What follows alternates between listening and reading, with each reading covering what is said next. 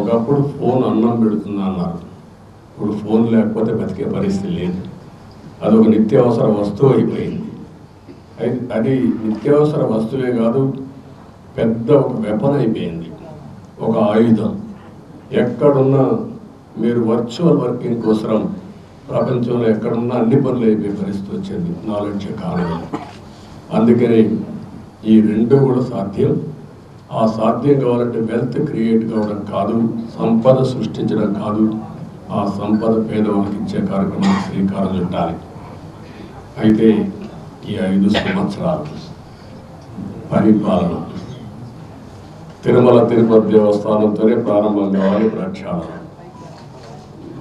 ప్రసాదాలు, క్లీనింగ్, లేకపోతే పరిశుభ్రత అన్నిటికీ తిరోధకాలు చేశారు. కడాన నేను వస్తే పరదాలు కట్టే పరిస్థితి, ఇంకా హ్యాంగ్ ఓవర్ పోలేదు వాళ్ళకి.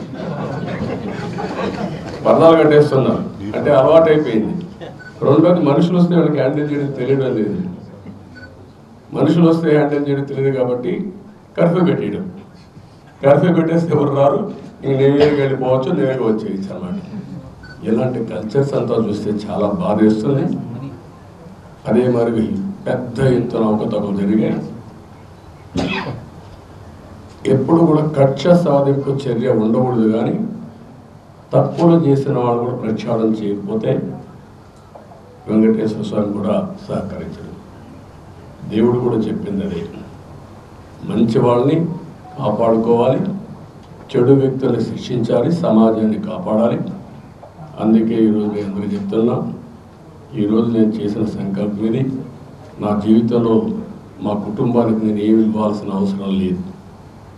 ఎందుకు ఆ మాట చెప్తున్నానంటే 35 ఏళ్ల మునిపే నేను ఒక చిన్న బిజినెస్ వాళ్ళకి పెట్టి, రాజకీయాలపైన మీరు ఆధారపడకూడదు. ఆ రోజుండే మా మిస్సెస్సే కాకుండా తర్వాత మా సన్ కానీ, మా కోడలు కానీ, మా మనవడు కానీ ఎవ్వరు కూడా ఆధారపడకుండా ఆ రోజు ఒక చిన్న బిజినెస్ వాళ్ళకి ఇచ్చాను. వాళ్ళు బాగానే చేసుకుంటున్నారు. కాబట్టి నేను వాళ్ళకి కాదు చేయాల్సింది, అయితే వాళ్ళకి టైం ఇవ్వాలి. నా జీవితంలో నేను చేసిన పని ఇంతవరకు టైం కూడా ఇవ్వలేదు. కొద్దిగా టైం ఇవ్వాలి కుటుంబానికి కూడా. అదే సమయంలో ఈ ప్రజలకు నేను రుణపడి. నిన్న జరిగిన ఎన్నికలు చూస్తే ఎవ్వరికీ నమ్మకం లేదు, భయపడ్డారు. కానీ నాకు నమ్మకం ఉంది, విశ్వాసం ఉంది, ప్రజల మీద అపారమైన గౌరవం ఉంది. నేను ఒకే మాట చెప్పాను, ప్రజలు గెలవాలి, రాష్ట్రం నిలబడాలి, తెలుగువారు ప్రపంచంలో ఎక్కడున్నా వచ్చి మీ బాధ్యత మీరు నిర్వహించమని చెప్పాను. ఆ బాధ్యత వాళ్ళు నిర్వహించారు, వాళ్ళు నిలిచారు, ప్రజలు గెలిచారు, రాష్ట్రాన్ని నిలబెట్టారు. వాళ్ళని మేము గౌరవించాలి. ఇప్పుడు ఆ కార్యక్రమానికి శ్రీకారం చుట్టాం. నేను ఏ ఒక్కరి వ్యక్తిని కాదు, వెంకటేశ్వర స్వామి సమక్షంలో చెప్తున్నా, నేను అందరి వాడిని, 5 కోట్ల ప్రజల మనిషిని, నేను 5 కోట్ల ప్రజలకు సంబంధించిన వ్యక్తిని. అయితే ఇక్కడ పనిచేసినప్పుడు రకరకాల మీడియా ఉన్నారు, మీరు ఒక పని చేశారు.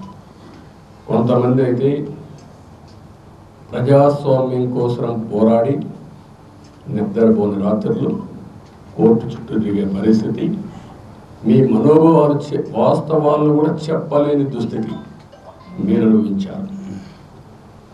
రాజకీయ పార్టీ నాయకులు, రాజకీయ పార్టీ కార్యకర్తలు విపరీతమైన క్షోభ అనుభవించారు. సాటర్డే వస్తే ఎక్కడ ప్రొక్లైన్ వస్తుందో, లేకపోతే ఎక్కడ 41 కేసులు పెట్టి అరెస్ట్ చేసేస్తారని అందరూ భయపడిన రోజులు, నిద్ర లేని రోజులు.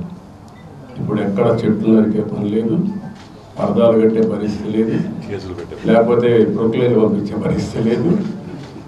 కానీ ప్రజాపాలన స్టార్ట్ అయింది.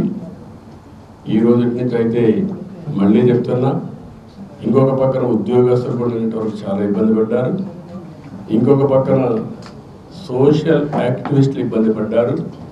ప్రజలు కూడా మాకు ఇది అన్యాయం జరిగిందని చెప్పుకోలేని పరిస్థితిలో ప్రజలు కూడా ఇబ్బంది పడ్డారు. ఒకరిని కాదు, అన్ని వర్గాలు ఇబ్బంది పడ్డారు.